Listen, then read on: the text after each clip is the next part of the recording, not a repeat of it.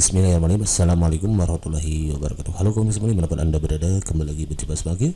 Semoga kita selalu dalam keadaan baik dan kebaikan selalu menyertai kita semua. Amin ya Allah. Oke kawan-kawan, alhamdulillah kembali lagi berkesempatan untuk berbagi seputar soal-soal seleksi CPNS. Di mana soal ini kita persiapan untuk menghadapi tes CPNS yang akan kita hadapi selama beberapa hari ke depan gitu ya. Dan sebagaimana yang sudah Maki bagikan untuk kisi-kisi resminya, bahwa di soal TWK tes wawasan kebangsaan yang sekarang ini nanti jumlahnya ada 30 berapa soal itu kemarin ya, Maki sudah share. Pokoknya tahun ini itu ada 110 soal ya, untuk soal sebanyak 100 menit.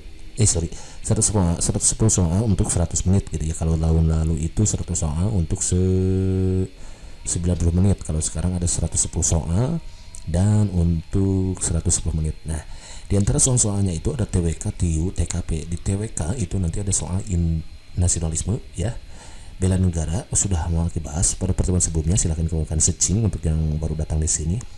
Dan sekarang kita masuk ke nasionalisme ya. Di sini sudah segala sebuah masalah, namun apapun masalahnya minumnya teh butuh susu gitu ya. Selalu hari bangsa dan seniman jadi semai pus ya gitu kan ya. Solution gitu ya, biar ada inspirasi gitu kan. Soalnya kayak gini, kita baca permohonan ya.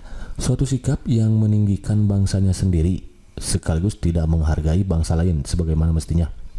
Sikap seperti ini jelas mencerai-beraikan bangsa yang satu dengan bangsa yang lain. Keadaan seperti ini disebut bla bla bla, A nasionalisme, B bela negara, C kaupinisme, D terorisme. Nah, yang betul adalah kaupinisme kawan-kawan ya, yang C gitu ya. Karena kalau nasionalisme itu tidak meninggikan bangsa sendiri, juga tidak menghargai bangsa lain gitu ya. Kalau kita meninggikan bangsa sendiri tapi menghinakan gitu ya, jadi tidak menghargai itu menghinakan bangsa yang lain, berarti itu sikap kaupinisme kawan-kawan, sikap yang berlebihan. Karena ini bahaya sekali, karena ini bisa mencerai-beraikan bangsa yang satu dengan yang lainnya. Maka jawaban yang tepat untuk soal satu adalah yang C, begitu kan kawan? Understand? Idap-idap, ini mantap. Kalau mantap, next soal nomor berikutnya. Pandangan tentang rasa cinta yang wajar terhadap bangsa dan negara dan sekaligus menghormati bangsa lain disebut bla bla bla, A nasionalisme, B bela negara, C kaupinisme, D terorisme. Ya, yang jelas terorisme itu bukan ya. Kaupinisme juga bukan, bela negara enggak ya, enggak ada yang harus dibela di sini gitu ya. Yang betul adalah yang nasionalisme. Jadi kalau nasionalisme itu pandangan tentang rasa cinta yang wajar, enggak berlebihan kayak tadi ya, sampai meninggalkan bangsa sendiri namun meremehkan bangsa negara lain gitu ya. Nah, itu akan mencerai-beraikan antar bangsa, hubungan antar bangsa, itu tidak baik, itu disebut kaupinisme. Kalau nasionalisme itu hanya wajar namun masih menghargai bangsa yang lain gitu, itu disebut nasionalisme itu. Jadi nasionalisme itu tidak hanya menghargai bangsa sendiri tapi juga menghargai bangsa orang lain gitu kan. Dia bangsa lain, kita bisa bangsa orang lain atau negara lain gitu kan. Hansen, tidak ini mantap next soal nomor 3.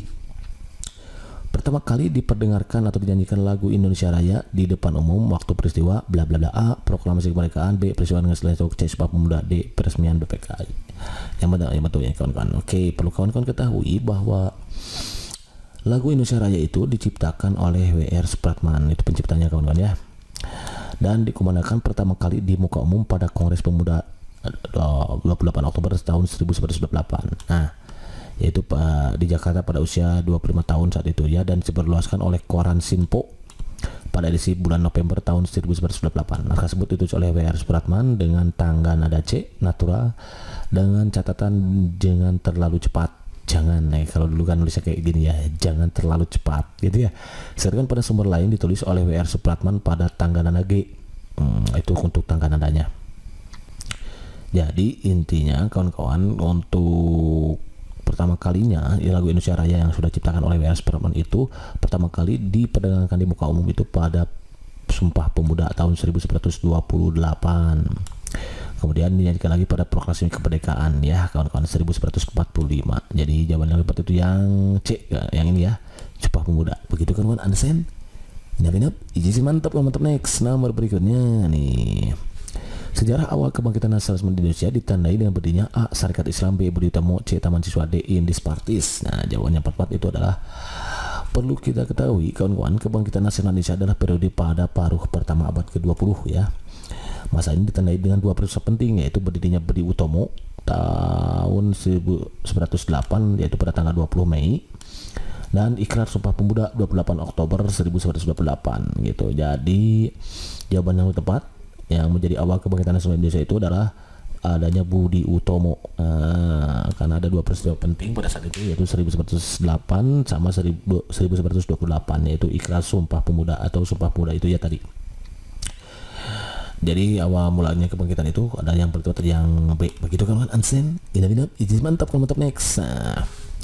Salah satu faktor yang dapat menyatukan dan mengikat organisasi pergerakan nasional adalah A, waktu berdirinya yang hampir bersamaan. B, adanya kesadaran tentang arti pentingnya berpolitik. C, adanya tujuan yang sama yaitu ingin mencapai kemerdekaan. D, adanya diskriminasi.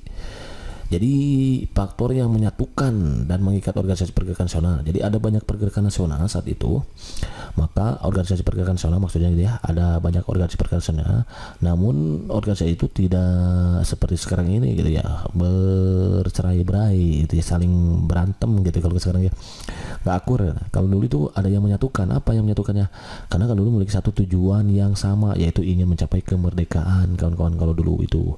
Nah sekarang sudah merdeka. Nah, jadi tidak ada lagi keinginan yang sama karena masing-masing organisasi berbeda gitu. Yang A organisasinya tujuannya seperti ini, B organisasinya seperti ini. Jadi nggak sulit untuk menyatu. Beda dengan dulu ya, ada bisa menyatu karena ada pengikat, yaitu tujuan yang sama.